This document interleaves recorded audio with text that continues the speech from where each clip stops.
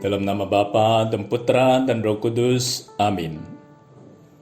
Ya Tuhanku, ya Allahku, aku sungguh percaya bahwa Engkau hadir di sini, bahwa Engkau melihatku, bahwa Engkau mendengarkan aku. Aku menyembah Dikau dengan hormat. Aku mohon ampun atas dosa-dosaku dan rahmat untuk menggunakan waktu berdoa ini dengan penuh hasil. Bunda ko yang tak bernoda, Santo Yusuf, Bapa dan Tuanku, malaikat pelindungku, doakanlah aku.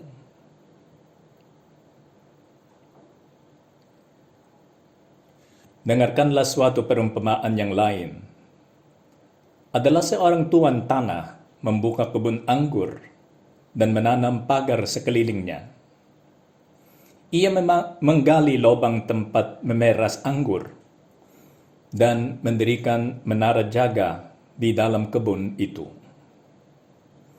Ini salah satu perumpamaannya Tuhan Yesus Kristus yang dia menyebut di depan orang-orang Farisi.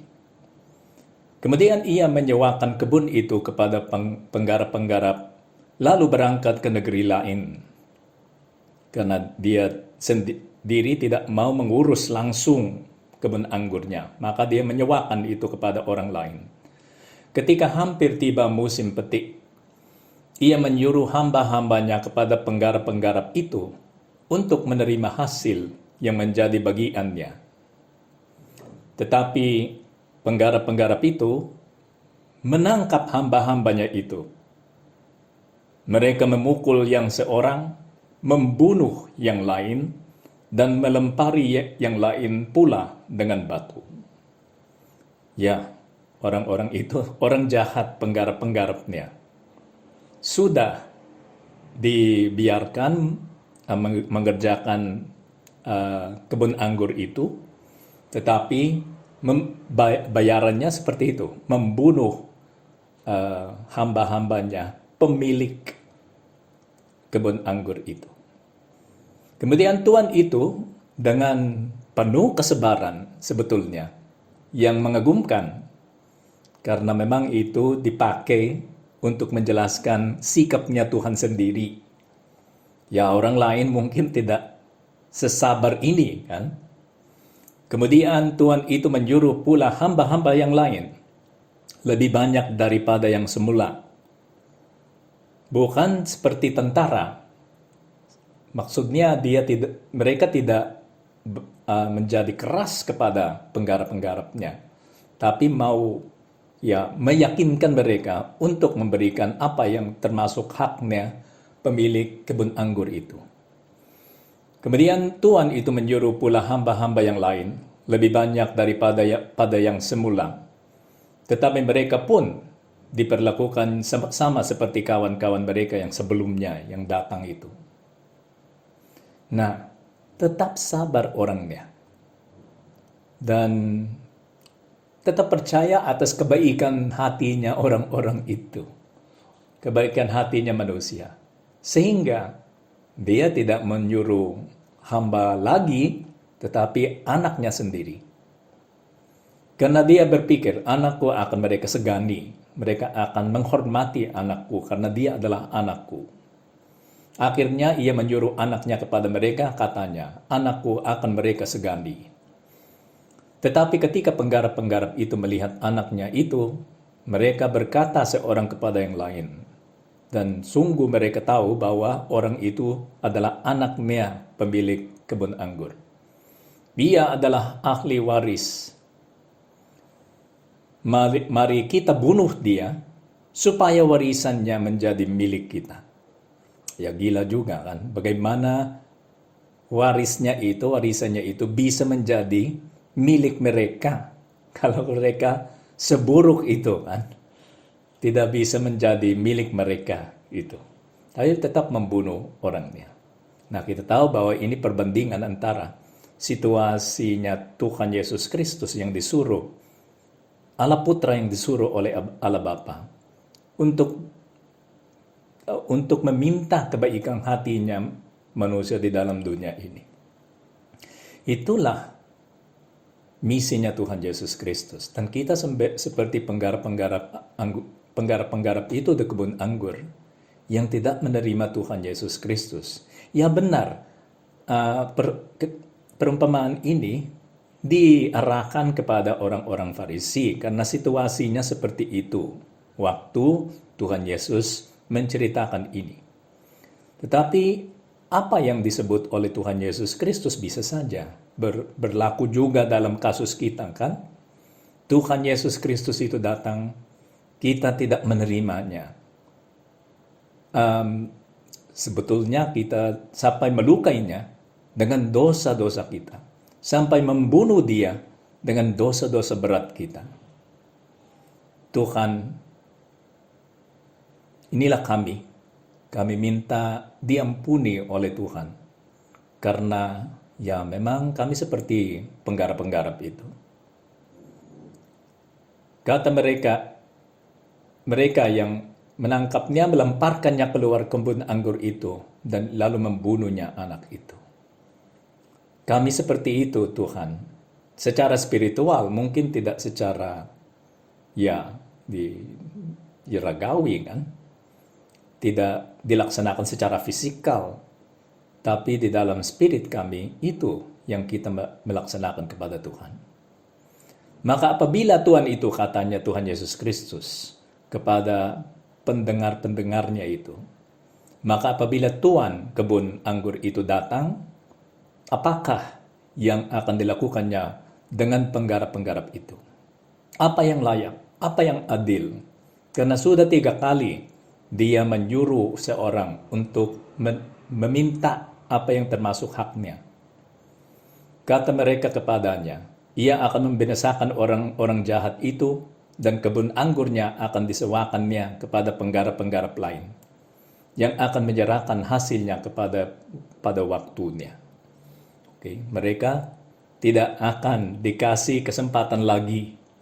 Itu maksudnya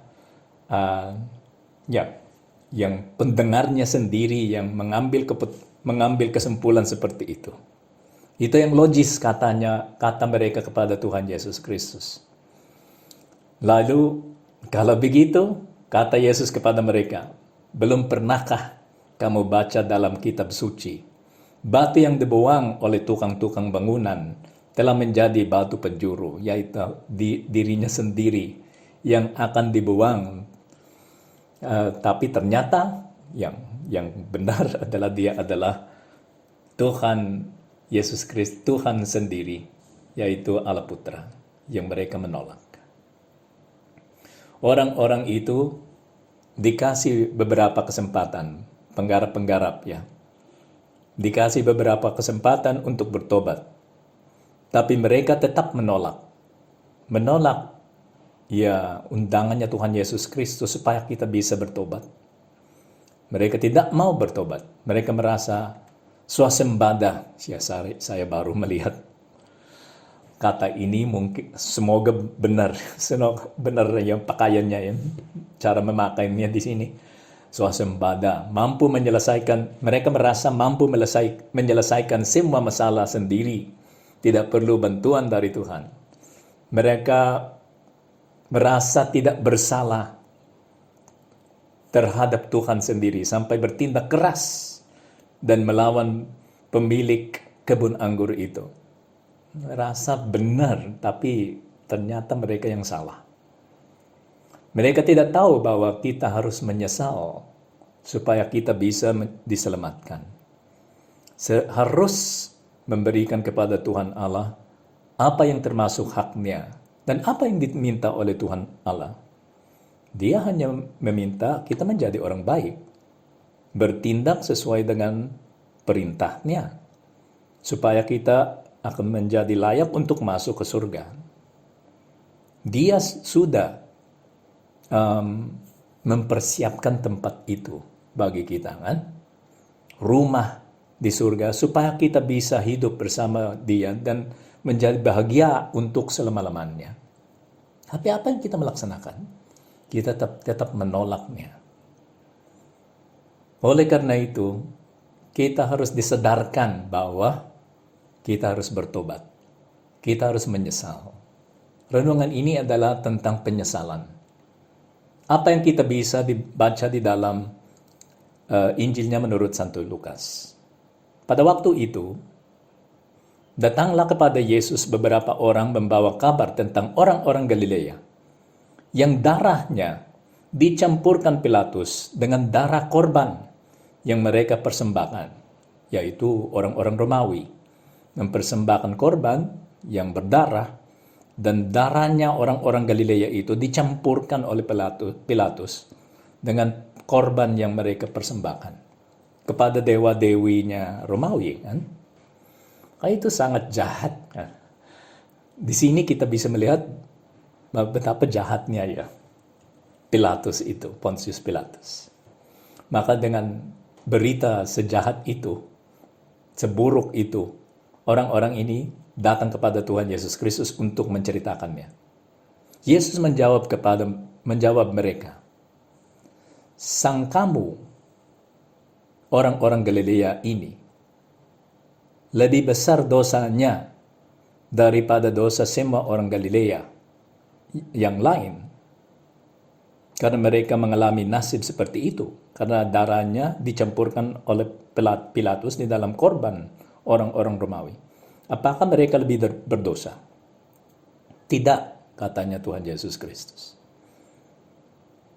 Bukan maksudnya bahwa mereka lebih berdosa. Itu tidak ada hubungan antara keburukan kematian kita dan keberatan dosa kita. Bisa saja dosa-dosa kita itu ringan dan cara kita mati itu parah. Atau cari kita mati itu ya enak, tidak terlalu terasa nyerinya, kan, rasa nyerinya. Tapi dosa-dosa kita berat, kan? Itu yang dosa berat dan dosa ringan itu soal surga atau neraka, bukan soal kematian yang ringan atau parah. Dan katanya Tuhan Yesus Kristus, apakah orang-orang itu lebih besar dosanya daripada orang Galilea lain? Tidak. Tetapi katanya Tuhan Yesus Kristus, "Jikalau kamu tidak bertobat, kamu semua akan binasa atas cara demikian." Jikalau kamu tidak bertobat, kamu semua akan binasa atas cara yang demikian. Nah, itu yang menjelaskan kepada kita bahwa penyesalan itu sangat sangat penting, diminta oleh Tuhan, dinantikan oleh Tuhan. Tetapi jikalau kamu tidak bertobat, kamu semua akan binasa atas cara demikian, seperti di neraka lebih parah lagi. Atau sang kamu ke-18 orang yang mati ditimpa menara dekat Siloam, lebih besar kesalahannya daripada kesalahan semua orang lain yang diam di Yerusalem? Tidak. Kataku kepadamu, tetapi jikalau kamu tidak bertobat, kamu semua akan binasa atas cara demikian. Bertobatan, penyesalan. Penyesalan itu adalah pintu masuk untuk keselamatan kita, pintu masuk ke kehidupan rohani yang diminta dari kita. Tuhan, aku menyesal. Sekarang di depanmu, di dalam renungan ini, saya melihat bahwa saya kurang menyesal. Ada banyak yang kejahatan, keburukan yang saya melaksanakan. Tapi situasiku ini tidak membaik karena aku tidak menyesal. Penyesalan itu adalah salah satu syarat supaya dosa kita bisa diampuni dalam sakramen pertobatan. Salah satu antara yang disebut tindakan-tindakannya peniten. Oke? Semua sakramen itu seperti yang kita belajar dari teologi, kan. Semua sakramen itu ada materinya dan formanya. Materi itu adalah barang yang dipakai untuk melaksanakan sakramen itu. Misalnya, pembaptisan itu air, kan? Dan krisma itu minyak yang dipakai, barang. Dan itu dipakai dengan cara tertentu, ya, yang ditentukan dalam setiap sakramen. Maka airnya dituangkan di atas orang yang harus dibaptis, dan minyak itu dikasih kepada dainya si orang itu yang harus diurapi. Formanya adalah kata-kata yang menjelaskan apa yang dilaksanakan. Misalnya, dengan menuangkan air di atas orang itu yang harus dibaptis, tidak cukup karena kita harus menyebut, aku membaptis engkau, ya kita kasih nama kan, Yohanes, aku membaptis engkau dalam nama Bapa dan Putra dan Roh Kudus. Maka harus disebut itu, aku membaptis engkau dalam nama Bapa dan Putra dan Roh Kudus. Bersama tindakan itu yang menuangkan air itu menjadi sakramen. Maka ada materinya, ada formanya. Pertanyaan besar adalah, apa materinya? Pengakuan dosa. Apa itu barang? Atau barang itu yang kita pakai di dalam sakramen itu? Ya, sebetulnya tidak ada barangnya. Maka yang disebut materinya adalah dosa-dosa itu sendiri. Materinya adalah dosa, dan apa yang kita melaksanakan dengan dosa kita sendiri. Yang pertama, kita harus menyesal. Oke? Menyesal atas dosanya, tindakan keduanya adalah menyebut doa itu kepada seorang imam, dan yang ketiga, kita harus buat penitensi atas dosa itu. Ada 3 yang kita melaksanakan dengan dosa itu, yang disebut tindakan-tindakannya peniten. Kita harus menyesal atas dosa itu, kita harus menyebut dosa itu kepada seorang imam, dan ketiga, kita harus membuat penitensi atas dosa itu, seperti bayaran atas kesalahan yang kita melaksanakan di hadapan Tuhan. Maka yang pertama itu adalah penyesalan. Dan kita tahu bahwa tanpa penyesalan itu, sakramennya itu tidak berlaku. Walaupun kita tak datang kepada Romo, dan kita menyebut semua dosa yang kita pernah melaksanakan, dan kita dikasih, itu diampuni kan, Romo mengampuni dosa kita, dan setelah itu kita melaksanakan penitensinya. Tapi kalau di dalam hati kita tidak menyesal atas dosa-dosa itu tidak terhapus. Masa itu bisa terhapus tanpa penyesalan? Maka kita harus menyesal. Katanya Katekismus Gereja Katolik dalam nomor 1491. Sakramen pengakuan terdiri dari ketiga kegiatan peniten bersama dengan pengampunan oleh imam. Kegiatan peniten itu ialah penyesalan, pengakuan, menyebut dosanya, dan penyampaian dosa-dosa kepada imam, itu yang kedua, dan niat untuk mengganti rugi dan melakukan sili. Melaksanakan penitensinya. Itu yang disebut di dalam Katekismus Gereja Katolik. Harus ada penyesalan. Oleh karena itu, biasanya si Romo itu minta tolong menunjukkan penyesalannya dengan doa, ya Tuhan yang Maha Rahim, gitu. Harus disebut itu supaya Romo tahu bahwa orangnya menyesal. Oke? Memang Romo tidak bisa melihat apa yang terjadi di dalam hatinya orang. Maka orang sendiri itu harus menyebut bahwa dia menyesal. Kalau dia berbohong kepada Tuhan, tidak berbohong kepada Romo, ya. Dan karena Tuhanlah yang akan mengampuni dosanya, bukan manusia yang di depannya. Manusia itu dipakai oleh Tuhan untuk mengampuni dosa. Maka yang mengampuni adalah Tuhan melalui Romo, karena itu cara yang dipilih oleh Tuhan Yesus Kristus. Dan di sini kita bisa melihat kerahiman yang mendalam yang ditunjukkan kepada kita oleh Allah. Ada 2 macam penyesalan. Ada 3 kegiatan peniten, penyesalan, pengakuan, dan penitensi. Tapi yang penyesalan itu sendiri ada dua macam. Yang pertama adalah penyesalan yang sempurna, yang disebut di dalam bahasa Inggris perfect contrition. Dan yang kedua adalah penyesalan yang tidak sempurna. Maka ada yang sempurna dan yang tidak sempurna. Di dalam bahasa Inggris, yang tidak sempurna itu disebut imperfect contrition atau attrition. Di dalam sakramen pertobatan cukuplah penyesalan yang tidak sempurna. Perbedaannya adalah ini. Penyesalan yang sempurna,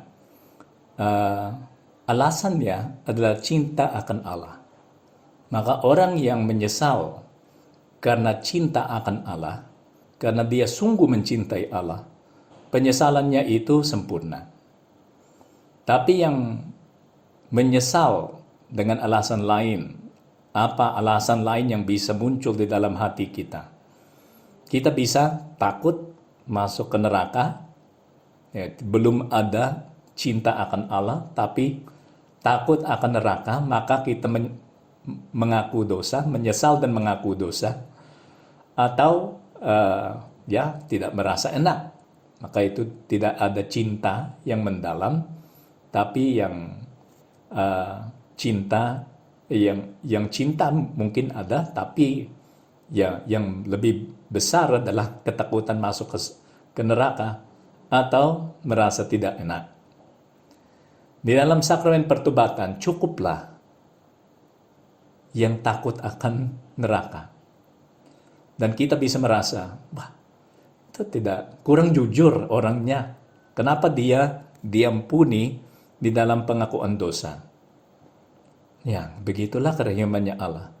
Bagi dia, manusia itu yang menyesal karena dia takut masuk ke neraka, itu cukup bagi dia. Karena dia memang mau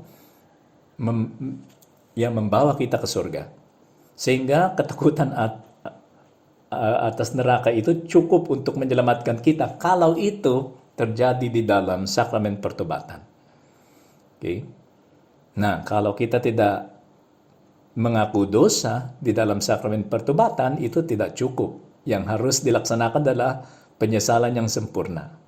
Dan siapakah yang bisa mengklaim bahwa cintanya akan Allah itu memang sempurna?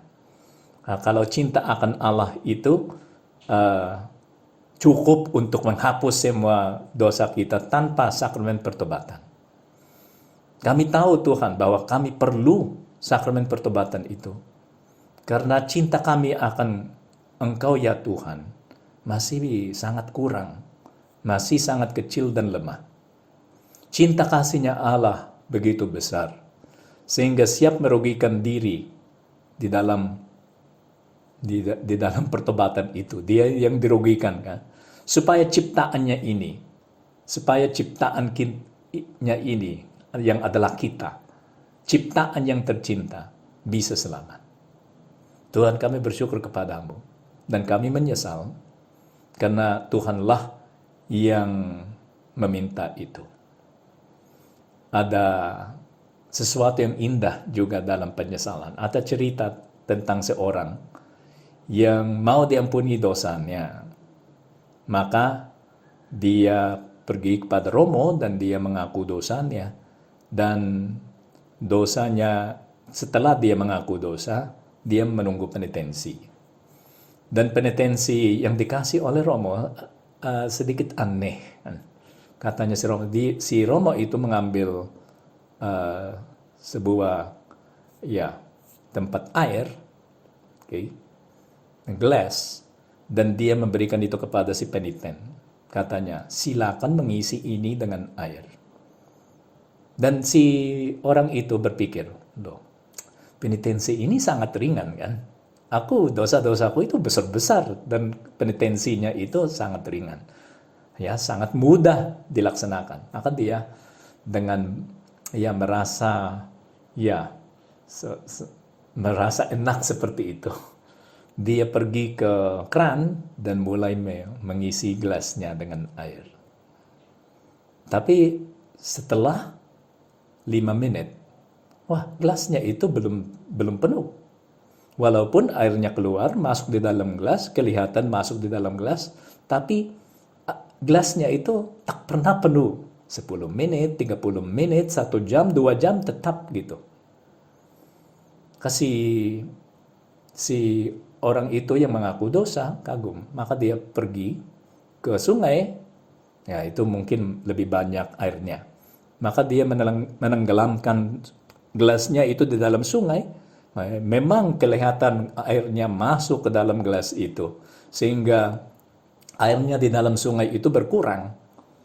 Tapi ketika dia mengeluarkan gelas itu dari sungai, tetap belum penuh. Wah, ada isinya, tapi belum penuh. Karena katanya Roma penitensinya itu sampai penuh. Tolong mengisi gelas ini dengan air sampai penuh. Oke? Dan dia mulai khawatir karena dia tidak bisa melaksanakan penitensi yang diberikan kepada dia oleh Romo. Dia pergi ke tempat di mana ada lebih banyak air lagi, di mana lagi ya, di laut. Dia di laut, dia ke pantai, dia memasukkan gelas itu di dalam air, dan memang kelihatan airnya masuk secara cepat dan di dalam gelas itu. Dan terus menerus sampai 10 menit, 30 menit, 1 jam, 2 jam, 3 jam, setengah hari gitu. Dia mengeluarkan gelasnya tapi tetap tidak penuh. Dan dia tiba-tiba sadar bahwa dengan tidak melaksanakan penitensi itu, dosa-dosanya itu tidak diampuni. Dia meletakkan gelasnya di atas pasir, dia berlutut dan mulai menangis. Dia menangis karena dia melihat bahwa dia orang jahat dan tidak bisa diampuni dosanya. Maka dia menangis dan setetes air matanya jatuh, masuk di dalam gelas, gelasnya penuh. Ternyata hanya penyesalan. Tetes air mata itu yang jatuh, yang tanda penyesalannya itu masuk ke gelas, dan hanya itu yang bisa bisa mengisi sampai penuh gelas itu. Tidak ada macam air lain yang bisa memenuhinya sampai penuh, mengisinya sampai penuh. Penitensi. Apa yang kita melihat di dalam cerita tentang anak yang hilang itu? Dia memang seperti orang ini yang mau diampuni dosanya, yang orang itu yang sebelumnya ini yang kita ceritakan sudah tahu dosanya, tapi si anak yang hilang itu belum. Baru ketika semua yang buruk itu terjadi kepadanya dan uangnya itu habis dan dia kerja untuk orang lain kan, dan kerjanya itu buruk sekali, khusus bagi orang Yahudi yang tidak makan babi. Maka mereka tidak suka kerja seperti itu. Lalu ia pergi dan bekerja pada seorang majikan di negeri itu. Orang itu menyuruhnya ke ladang untuk menjaga babinya. Lalu ia ingin mengisi perutnya dengan ampas yang menjadi makanan babi itu. Tetapi tidak seorang pun yang memberikannya kepadanya. Lalu ia menyadari keadaannya, katanya. Itu seperti orang itu yang berlutut di pantai dan menangis di atas gelasnya itu. Lalu ia menyadari keadaannya, katanya, betapa banyak orang upahan Bapakku yang berlimpah-limpah makanannya, tetapi aku di sini mati kelaparan. Dengan kesadaran itu, apa niat yang muncul, yang dibangkitkan di dalam dirinya? Aku akan bangkit dan pergi kepada Bapakku dan berkata kepadanya, Bapa, aku telah berdosa terhadap sorga dan terhadap Bapa. Aku tidak layak lagi disebutkan anak Bapa. Jadikanlah aku sebagai salah seorang upahan Bapa. Dan bangkitlah dia untuk pergi ke rumah bapaknya. Waktu dia datang, ayahnya itu berlari mendapatkan dia, lalu merangkul dia dan mencium dia. Kita sudah tahu ceritanya. Nah, begitulah Allah bagi kita. Tapi kita harus menyesal. Dan pertanyaan besarnya adalah, apakah kita sudah menyesal? Apakah kita sudah menunjukkan sedikit cinta akan Allah sehingga kita menyesal atas dosa-dosa kita? Marilah kita pergi kepada Bunda Maria. Bunda Maria itu, kami tidak tahu kalau Bunda pernah menyesal. Karena Bunda tak pernah menjadi berdosa. Tapi menyesal karena berpikir bahwa engkau seharusnya bisa melaksanakan ini lebih baik bagi Tuhan. Sesuatu yang lain itu mungkin Anda berpikir bahwa ada yang kurang di dalam tindakannya ibu, tapi dari sudut pandangan kami semua itu sempurna. Hanya di dalam hatimu ya Bu, karena engkau mencintai Tuhan Yesus Kristus, bisa saja ada penyesalan seperti itu. Tapi tidak seperti penyesalan kami yang benar-benar harus ada. Karena dosa kami benar-benar ada. Kami pergi kepadamu, bantulah kami supaya kami bisa menyesal dan bisa menerima pengampunan dari Tuhan. Aku bersyukur kepadamu ya Allahku atas segala resolusi yang baik, kasih dan inspirasi yang telah Engkau curahkan kepada aku dalam renungan ini. Aku mohon pertolonganmu untuk melaksanakannya. Bunda Kain tak bernoda, Santo Yusuf, Bapa dan Tuanku, malaikat pelindungku, doakanlah aku.